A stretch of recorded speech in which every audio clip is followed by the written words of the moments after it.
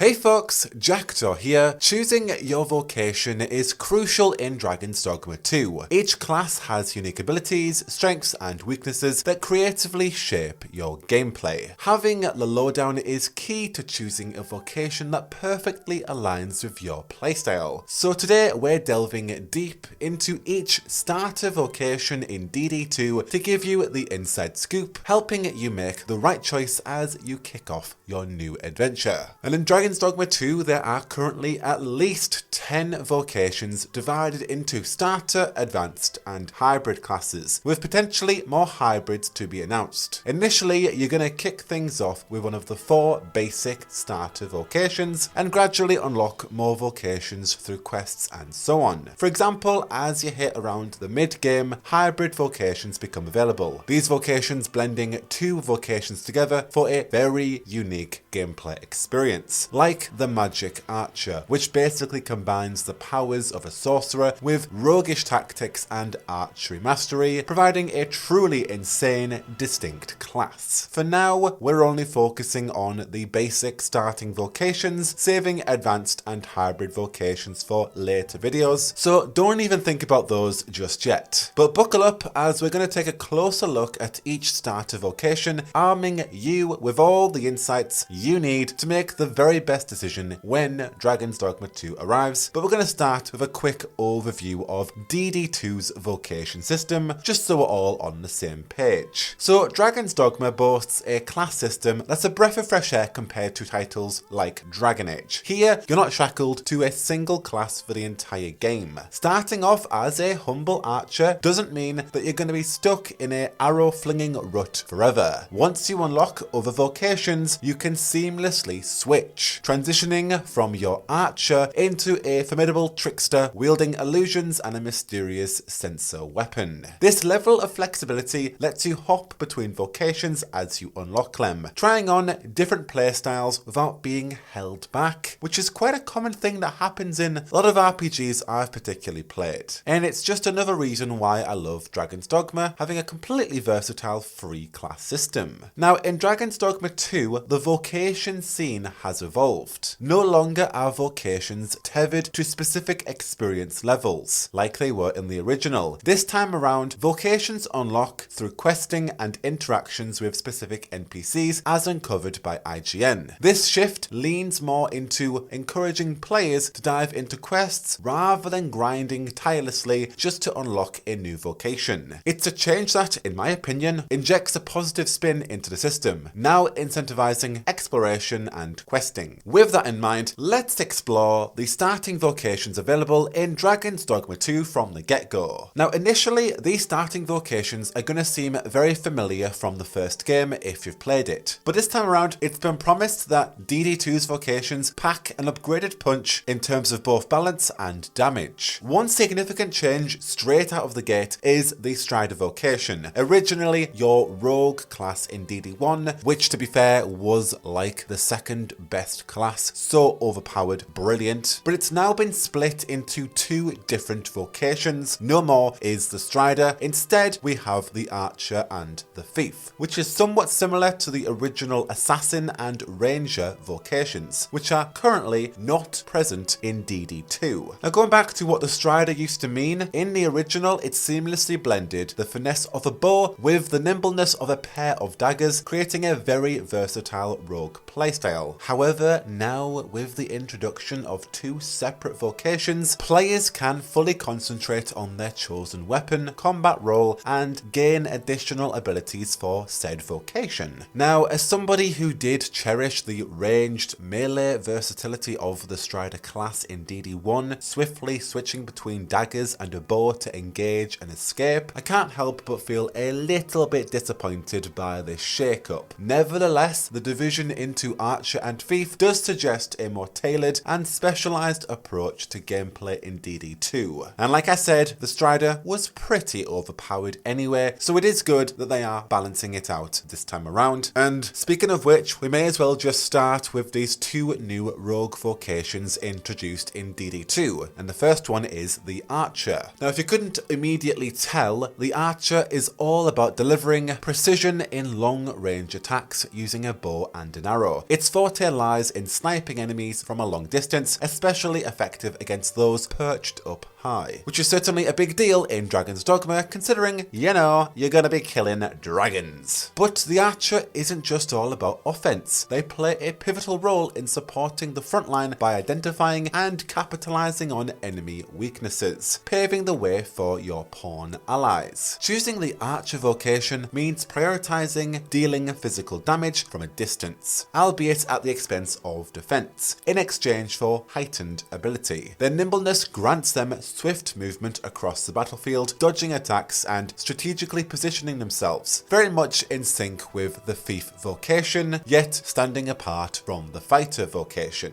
Archers favour agility over delivering hefty single blows, relying on their agility and precision to rain down a barrage of arrows. As you level up your archer, you're going to unlock a repertoire of skills that enhance their archery capabilities. This may include the ability to shoot arrows rapidly or fire multiple arrows simultaneously. Some skills are going to enhance your mobility, enabling a seamless disengagement from combat and creating distance from foes. Ultimately, the archer emphasizes speed, precision, and strategic positioning, transforming them into a valuable asset in both offense and support roles. Next up, we have the thief. Now, the thief is all about harnessing deadly speed, unleashing rapid, consecutive strikes with daggers in both hands. This vocation takes the lead in mobility, deftly stepping away after each strike, seizing openings, and dealing hefty damage. Thieves also possess the unique ability to steal items from both NPCs and enemies, as well as a special dodge button called Swift Step. Thieves specialise in dishing out quick bursts of melee damage. Unlike the fighter with a robust defence, thieves lack protective capabilities, demanding caution when surrounded by a group of enemies. Therefore, thieves truly shine when facing bosses or other resilient solo enemies. Though their damage per strike decreases with each hit, their sheer number compensates for their attacks. As your thief levels up, you're gonna enhance both your damage output and your mobility, deftly dodging attacks and climbing onto large creatures for those brutal critical blows. Sound happy with those two rogue vocations? Good, because now we're moving on to the fighter, which is a vocation that is the ultimate choice for those who love frontline combat. Armed with a one-handed sword and shield, fighters dominate in close quarter battles, effortlessly slicing through enemies and delivering powerful blows. Their shield isn't just for defense, it's actually a strategic tool to protect both the fighter and their allies, as the fighter is the only class to wield a shield. Choosing to start DD2 as a fighter means leaning more towards defense than dealing massive damage, taking on the role of a frontline tank to draw enemy attention away from allies. As you level up your fighter, you're gonna enhance your shield skills for better protection. But fighters aren't just about their defense. When you level them up, you're going to be able to taunt enemies, shifting the focus and ensuring the safety of your entire party of pawns. And as you get into the further skills, you're going to evolve into a stalwart defender, skilled at both safeguarding your party and making significant impact in offensive efforts. So if starting DD2 with a tank sounds good to you, jump into the fighter. And the last starting vocation that we have is the Mage, your go-to versatile support class, wielding a staff to offer a variety of assistance to the party. Whether launching offensive magic attacks, providing enchantments to boost allies' weapons, or casting brilliant healing spells, the Mage is a crucial element in any party dynamics. However, you've got to be aware that the more advanced and the more powerful magic spells that you're going to be casting, they do require longer incantation times, adding quite the strategic element to executing your abilities. Only vocations with a staff had the access to a single healing spell, making mages highly valuable to the party. This healing ability extends not just to the player character, but also to the pawns. Now in DD2, it's yet to be seen if the sequel imposes similar limitations that make mages equally desirable. While mages may be vulnerable to melee enemies, their offensive spells can deliver a powerful punch if they can maintain a safe distance. The flexibility between support and damage adds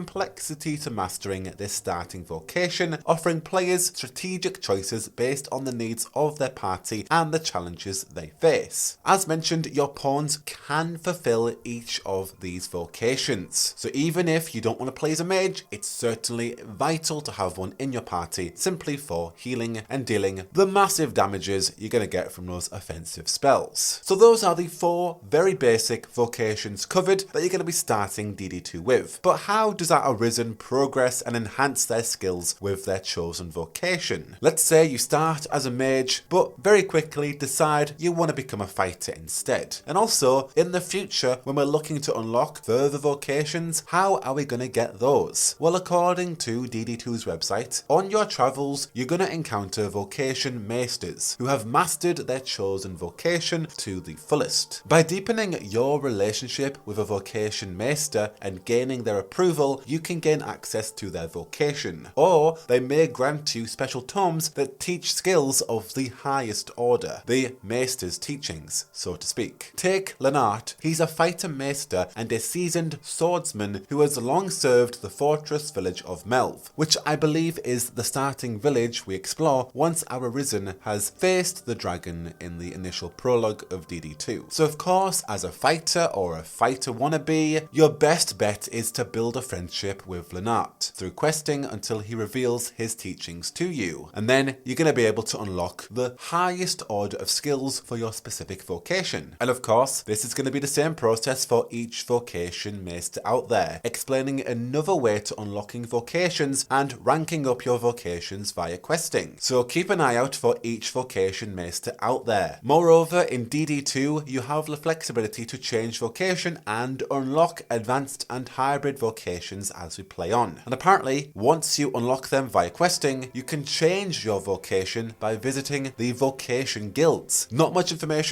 on this besides the fact that there are guilds in the city, but I anticipate this process being identical to how we changed vocations in DD1, where you would basically go into an inn, speak to the innkeeper, and you would literally have an option to change vocation or level up your vocation by using discipline points to buy new skills in said vocation. This sounds like the exact process for DD2, except we've got actual dedicated places for it, being the Vocations Guild. You're going to go there, speak to the people there, level up your vocation, or decide to change your vocation, and brilliant, you're now a trickster or whatever vocation you now desire. So that concludes our initial overview of the 4 starting vocations that you're going to boot Dragon's Dogma 2 up with. Let me know your thoughts on what vocation you're considering for your first playthrough of this game. I'm definitely doing the thief. Be sure to stay tuned as I'm going to delve into advanced vocations and then onto hybrid vocations in the next set of videos I've got coming out, where the game really amps up its classes and we get to experience truly unique, full-on fantasy fulfillment gameplay systems. Until then, I've been Jackdaw, and I should go.